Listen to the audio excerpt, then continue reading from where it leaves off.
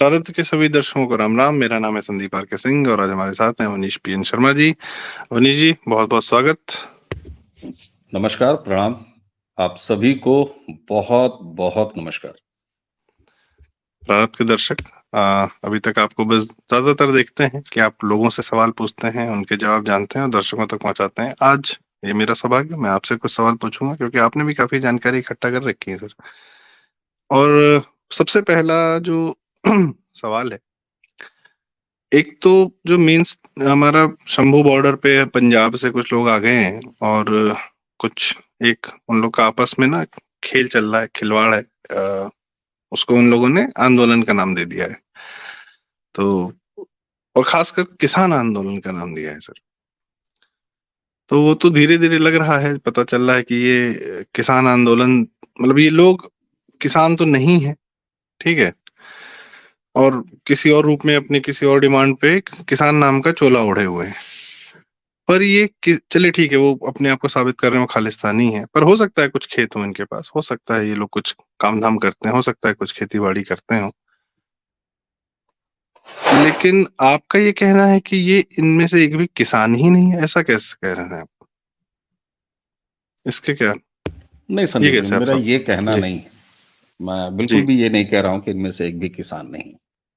हम्म लेकिन किसान आंदोलन पार्ट 1 हो चाहे किसान आंदोलन पार्ट 2 हो, इसके नाम हम्म पर जो हम्म लोग भी दिल्ली तक पहुंचे थे पिछली बार और लगभग साल से ज्यादा कुछ दिन तक हम्म दिल्ली की सड़कों पर टिके रहे थे।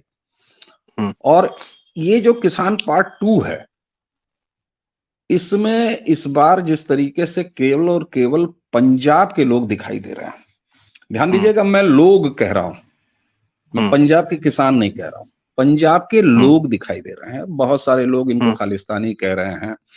हमने भी कायदे से इन्वेस्टिगेट किया है अपनी बातचीत में, हम्म और इनके खालिस्तान कनेक्शन को देखा जा रहा है। इन्वेस्टिगेट करने की कोई जरूरत नहीं है। ये तरह तरह के मजहबी फ्लैग वहां पर करते हैं। दिल्ली के लाल किले पर पिछली बार इन्होंने क्या किया था, तो वो पहचान अलग है, उस पर हम अभी नहीं जाते। लेकिन ये पड़ताल जरूर करनी होगी कि दरअसल ये जो सो कॉल्ड किसान अपने आप को कहते हैं, जिसमें 99.99% इस बार तो केवल पंजाब के लोग हैं, वो कितने किसान हैं, इसकी पड़ताल बहुत जरूरी है। और इसकी जैसे ही पड़ताल आप करेंगे और जितना ज्यादा इसको समझते जाएंगे, उतनी ज्यादा ये पूरा खेल आपको समझ में आता जाएगा। देखिए, ऐसा है, 1960 का वो दशक था जब भारत अन्न के मामले में आत्मनिर्भर नहीं था। ये सही बात है। लाल गेहूं यूएस से आता था, उसके लिए भी इंदिरा गांधी को निक्सन के सामने जाके बार बार जो है हाथ पैर जोड़ना पड़ता था, बड़ी बेइज्जती होती थी, कई बार अपमान भी सहना पड़ता था। तो उस समय एक ही साथ दो काम हुए। देश में हरित क्रांति जिनके जनक को अभी प्रधानमंत्री नरेंद्र मोदी की सरकार ने भारत रत्न दिया। तो हरित क्रांति एक तरफ शुरू हुई भारत में, और उसी के साथ एक अच्छी घटना 60 के दशक में यह हुई कि पंजाब के किसानों ने, मैं किसान अब कह रहा हूं, लोग नहीं कह रहा, पंजाब के किसानों ने इसका नेतृत्व किया और उन्होंने व्हीट यानी गेहूं, और उसके बाद नंबर आया चावल का, ये दोनों उगाना शुरू किया। और निश्चित रूप से लगभग एक दशक के भीतर भीतर भारत अन्न के मामले में, जो अन्न फूड ग्रेन के जो दो बेसिक एलिमेंट, एक गेहूं और दूसरा चावल, इस मामले में आत्मनिर्भर हो गया, इसमें कोई शक नहीं। लेकिन अब जब मैं कह रहा हूं कि पड़ताल करिए, आप किसी चीज की रॉयल्टी कितने दिन तक खाएंगे? और रॉयल्टी खाना छोड़ दीजिए, आपने कभी किसी की मदद की थी, इसके नाम पर आप उसकी पीढ़ियों का शोषण कर मारेंगे? यही तो मनुवादी व्यवस्था कही जाती है सो कॉल्ड तरीके से, जिसका कि विरोध किया जाता है तमाम क्रांतिकारी और बौद्धिकता के धनी लोगों द्वारा। तो ये एक तरह से अब ब्लैकमेलिंग है जो पंजाब के लोग कर रहे हैं। मैं फिर लोग पे आ गया, किसान शब्द मैंने छोड़ दिया। आज केवल और केवल 12% गेहूं उगाता है पंजाब। पूरे देश में तीसरे नंबर पर गेहूं उगाने में है पंजाब। हां, लोग चौंकेंगे अगर मैं ये कह दूं कि अब सबसे बड़ा गेहूं का सप्लायर है पंजाब। सारा खेल यहां पर है। जब एक तरफ मैं ये कह रहा हूं संदीप जी, ध्यान दीजिएगा इस बात पे और दर्शकों, कि केवल 12% गेहूं का उत्पादन करता है पूरे देश का पंजाब, लेकिन पूरे देश में गेहूं का सबसे बड़ा सप्लायर है पंजाब। ये सप्लाई कैसे होती है जब 12% वहां केवल उगता है? तो ये सप्लाई होती है, बिहार से गेहूं लेके जाया जाता है, चावल लेके जाया जाता है, बिहार उत्तर प्रदेश से गेहूं लेके जाया जाता है। जहां जहां एमएसपी नहीं है वहां एक लंबा खासा मार्जिन है, और लंबा खासा जो मार्जिन है उस मार्जिन में एक अच्छा प्रॉफिट परसेंटेज होता है। जैसे मान लीजिए यहाँ ऐसे ही, मैं रेट अपडेट नहीं हूं और मैं ये दावा भी नहीं कर रहा, मान लीजिए 500 रुपया खुले बाजार में रेट चल रहा है उत्तर प्रदेश में, पश्चिमी उत्तर प्रदेश में या पूर्वी उत्तर प्रदेश में गेहूं का, और वहां पर 1200 रुपए की एमएसपी मिल रही है पंजाब में।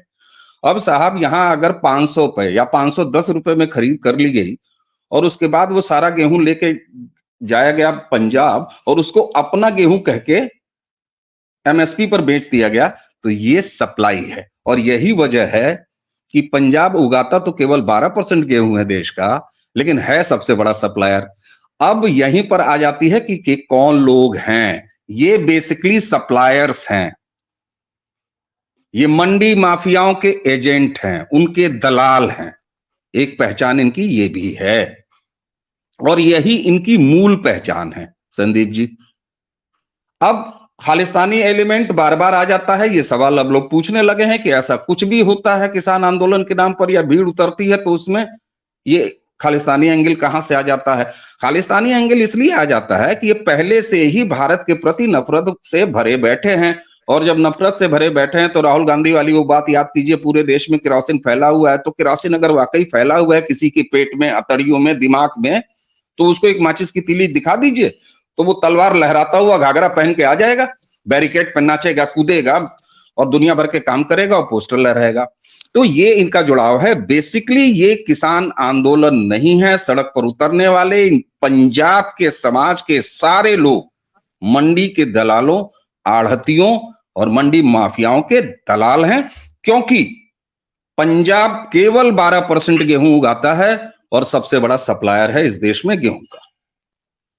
ये इनकी पैदावार और इनकी सप्लाई करने की ताकत का गैप कहां से आता है और क्यों आता है? क्योंकि पंजाब में एमएसपी इनको मिल जाती है। सस्ता गेहूं पंजाब के बाहर के राज्यों से खरीदते हैं, और मैं प्रैक्टिकली आपको बताऊं ये इनका मोडस ऑपरेंडी क्या है, ये करते क्या है। इनके 4-6 लोग आते हैं पश्चिमी उत्तर प्रदेश में, चाहे पूर्वी उत्तर प्रदेश में, चाहे बिहार में, वहां पर पहुंचते हैं, डेरा डालते हैं, फिर वहां के कुछ लोकल एजेंट्स बनाते हैं और बाकायदे 2-2 कुंटल, 1-1 कुंटल, जिस तरीके से दूध की सहकारी एजेंसियां, अमूल जिस सिद्धांत पे काम करता है, उसी तरह ये एक छोटी बाजार से पूर्वी यूपी में आ गए, एक छोटी सी बाजार, वहां एक ट्रैक्टर और ट्राली लेंगे और उसके बाद गांव गांव गांव गांव घूमते हुए, किसी ने 2 कुंटल गेहूं उठाना है, किसी ने 1 कुंटल गेहूं देना है, वो लेंगे और वो पूरी ट्राली भर जाती है, एक ट्राली वेट हो जाता है, उसके बाद वो ले आते हैं, बारदाना इनके पास होता है, बारदाना सजाते हैं और जब एक फुल ट्रक लोड हो जाता है गेहूं का, तो वो पूरा का पूरा गेहूं पंजाब का बॉर्डर क्रॉस करके पंजाब के अंदर पहुंचता है और वहां एमएसपी पे बेच दिया जाता है। जी, आप कुछ कहना चाह रहे थे?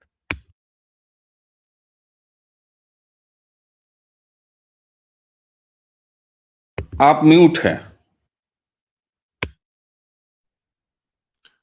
ये कह रहा था कि ये सब लोग जानते हैं कि भारत सरकार आज के समय में गरीबों को राशन देती है और ये गेहूं और धान ही उसके मुख्य इंग्रेडिएंट्स हैं जो भी वो राशन देती है, और मुफ्त राशन देती है, 80 करोड़ लोगों को देती है।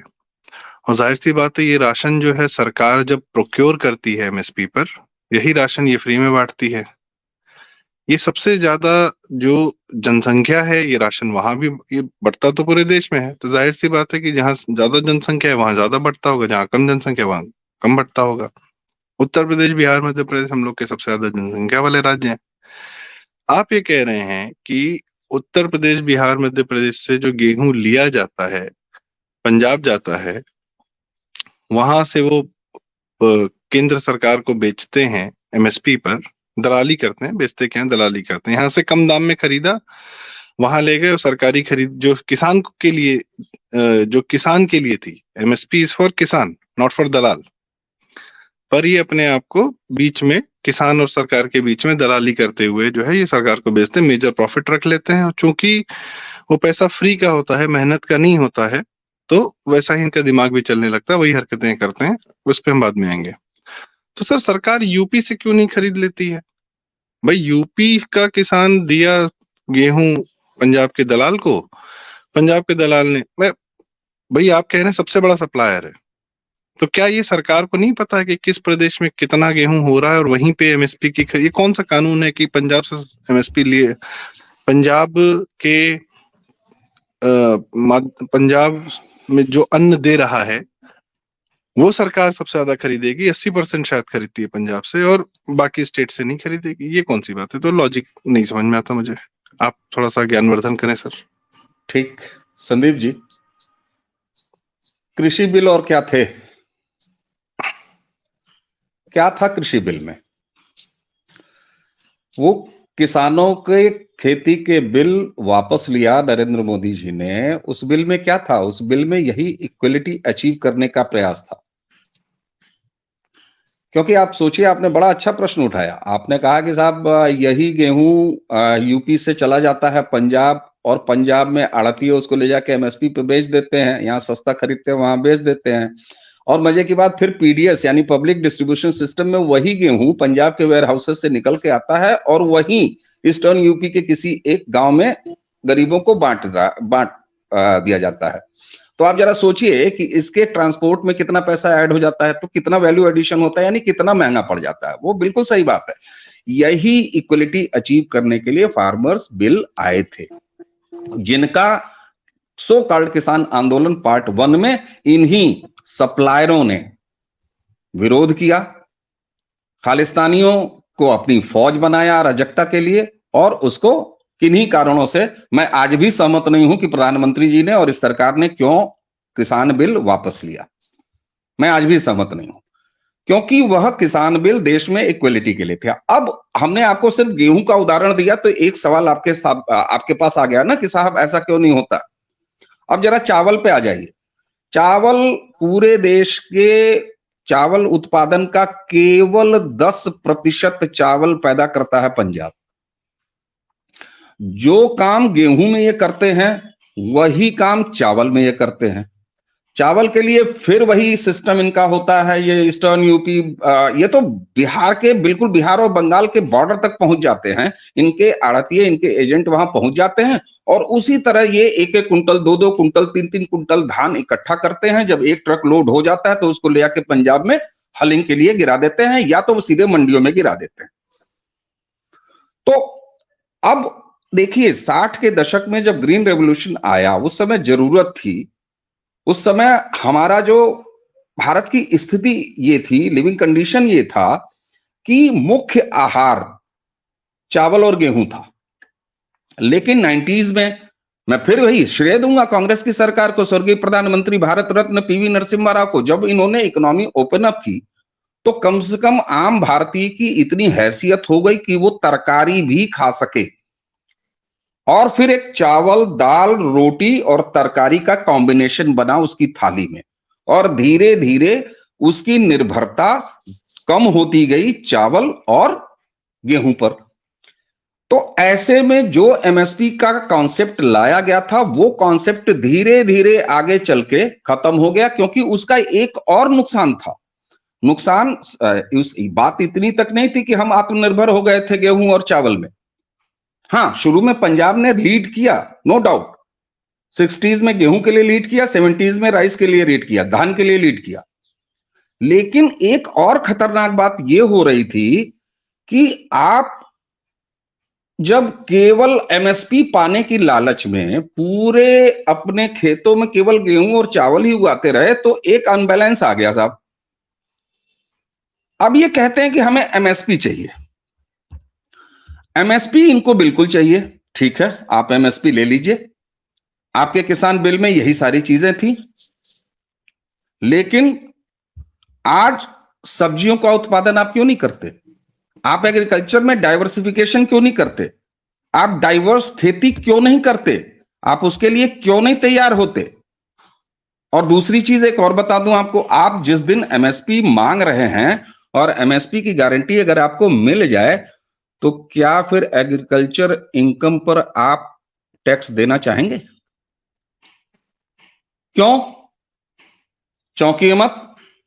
क्या चाय की खेती नहीं होती? वो तो टैक्सेबल है। कॉफी या रबर, ये एग्रीकल्चर नहीं है, ये क्रॉप नहीं है, ये भी तो क्रॉप है, लेकिन इस पे टैक्स है।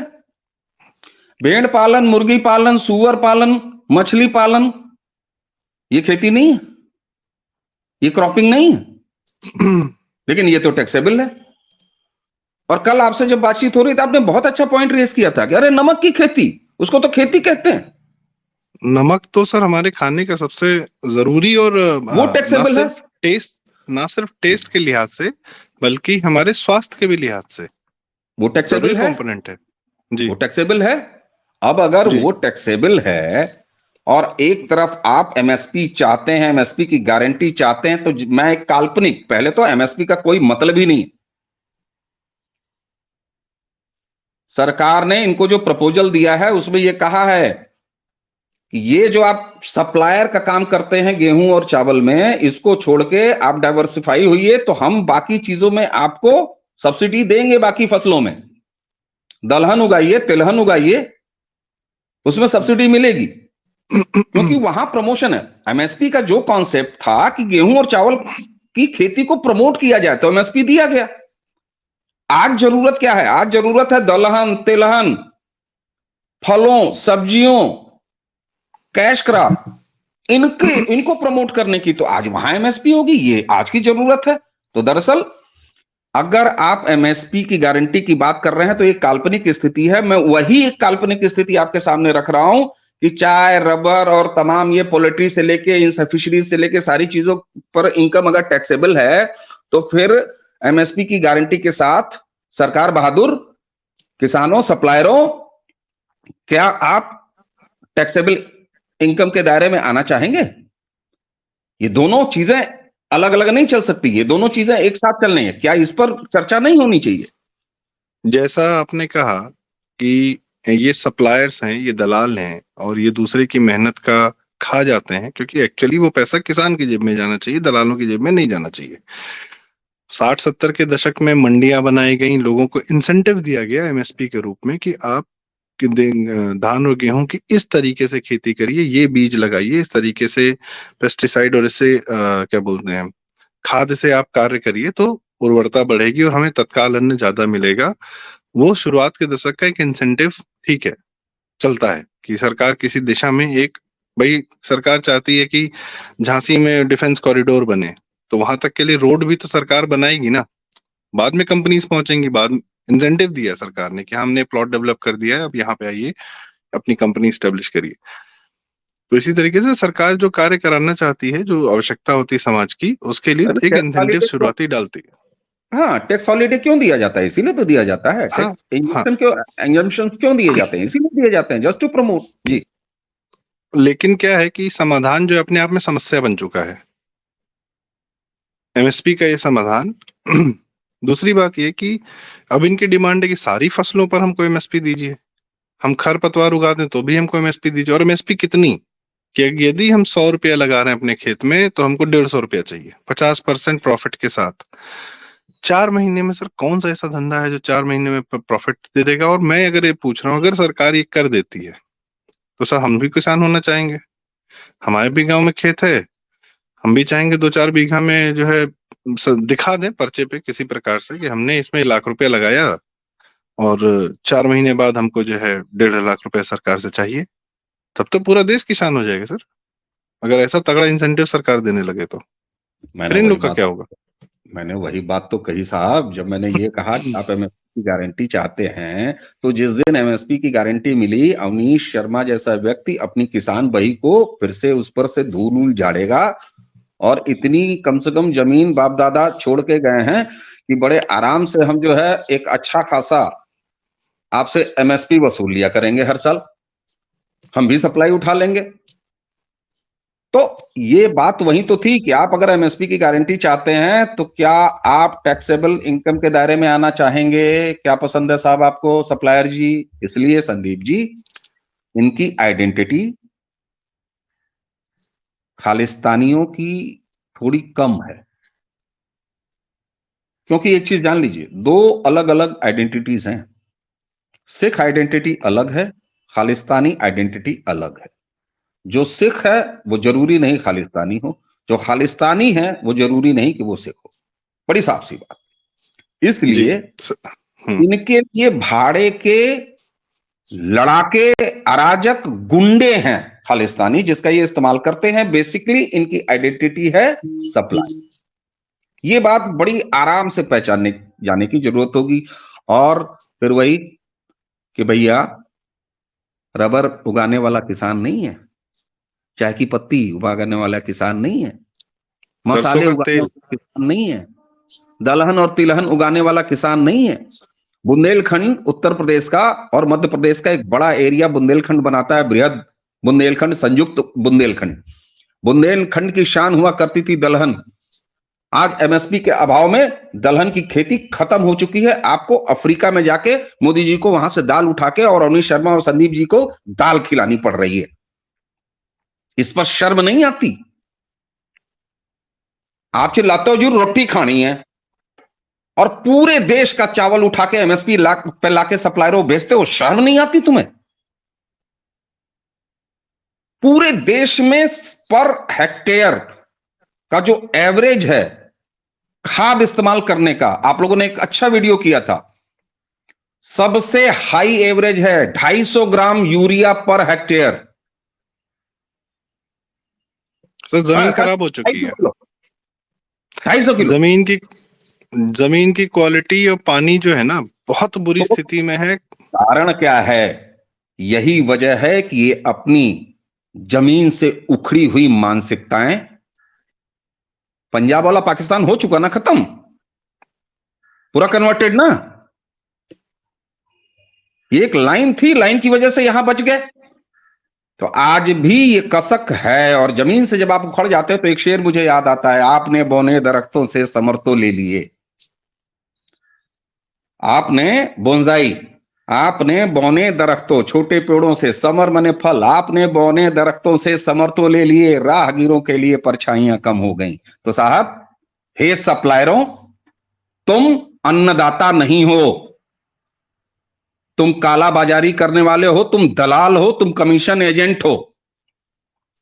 और तुम्हारे भाड़े के गुंडे हैं खालिस्तानी मानसिकता के, जिनके बल पर तुम सड़कों पर आके गुंडई करते हो। और तुम्हारे खिलाफ न सिर्फ आवश्यक वस्तु अधिनियम की धारा 3/7 लगनी चाहिए, तुम्हारे खिलाफ क्रिमिनल ऑफेंस के मुकदमे दर्ज होने चाहिए। उतर के क्या दिखाओ बात उत्तर कर प्रदेश में, उतरो। 25 क्या करोड़ आबादी का है, 5वां सबसे बड़े देश होते अगर देश हो जाए तो। हम भी बॉर्डर स्टेट हैं, नेपाल से बॉर्डर लगता है, इंटरनेशनल बॉर्डर है हमारे पास। और बोलो, ये जवाब दिया जाना चाहिए इनको।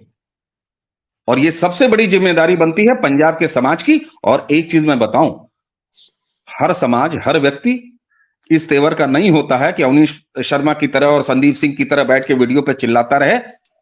वो बैठ के खामोशी से प्रतीक्षा कर रहा है। आने दीजिए 24 के मतदान, पंजाब आपको चौंकाएगा। और इनका बार बार, इन मंडी माफियाओं और दलालों का, इन सप्लायरों का बार बार उछलना केवल और केवल इसी वजह से है, जिसका की वीडियो तो टहल रहा है, मोदी दा ग्राफ बहुत उत्ता हो गया। सर तो ये इनका खुद का सप्लायर है। ग्राफ,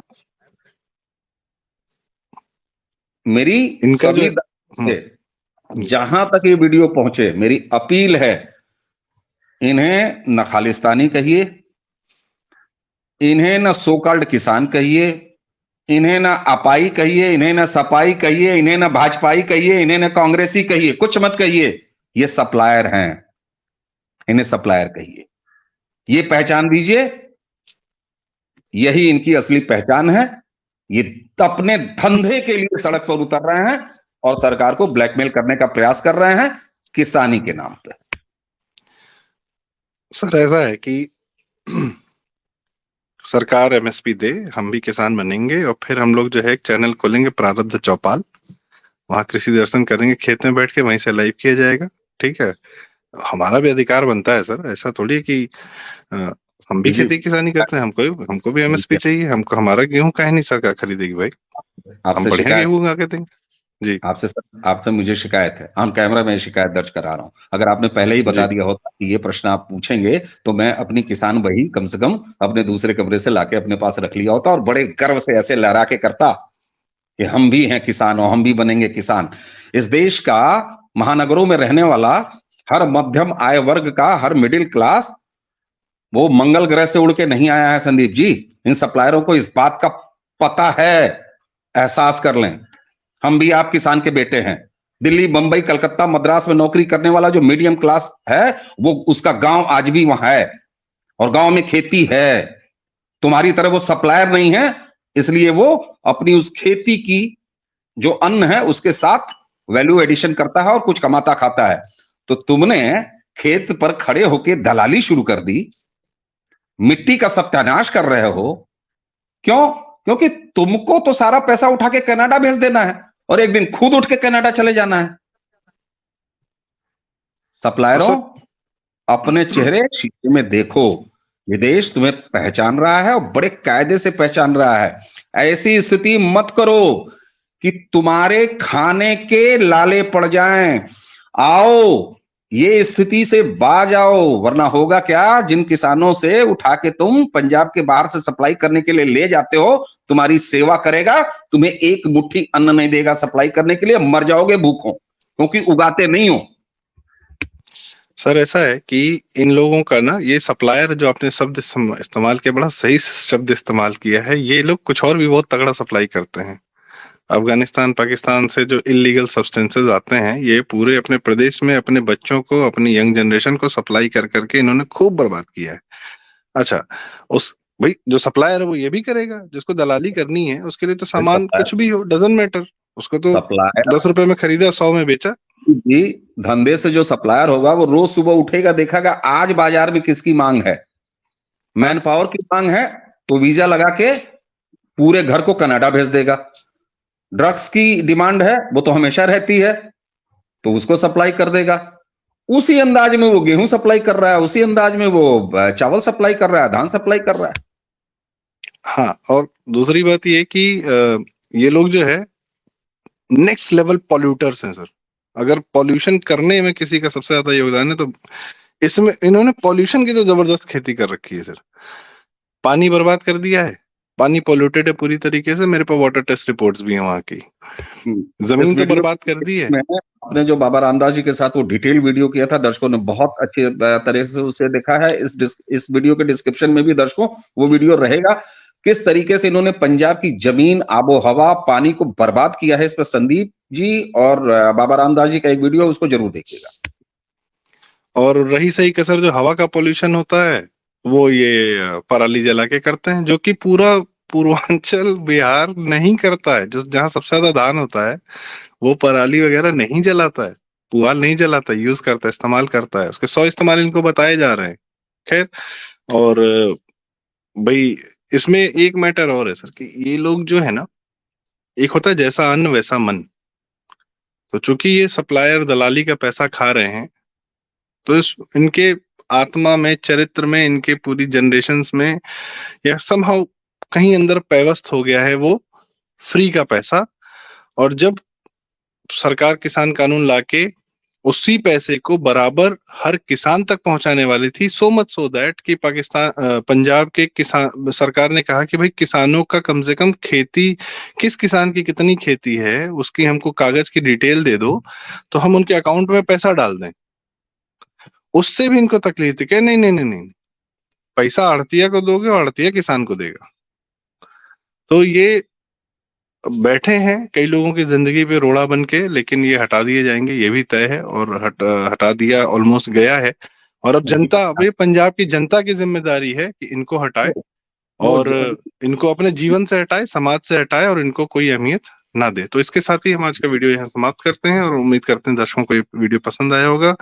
चैनल सब्सक्राइब जरूर करें, और हम लोग 1 लाख सब्सक्राइबर पहुंचने वाले हैं। तत्काल प्रभाव से आप लोग भी हमें और पुश करें और वहां उस एक नंबर तक लेकर जाएं। वीडियो जरूर शेयर करें, बड़ी जरूरी बातें हैं, क्योंकि समाज के बड़े हिस्सों तक आप जब शेयर करते हैं तो ये नए लोगों तक भी ये बातें जाती हैं, और बहुत लोग को नहीं पता है। आपको हो सकता है पता हो, आप लोग हमारे पुराने दर्शक हैं, ये सारी बातें हमारे माध्यम से सुन रहे हैं, लेकिन आपका एक लाइक इस वीडियो को नए लोगों तक लेकर जाता है, नए लोगों तक वो सारी जानकारी देता है, उनका मन क्लियर करता है। तो थैंक यू सो मच दर्शकों। अवनी जी, बहुत बहुत धन्यवाद आपका समय देने के लिए, इतनी बढ़िया जानकारियां देने के लिए। राम राम। नमस्कार, राम राम, जय श्री राम।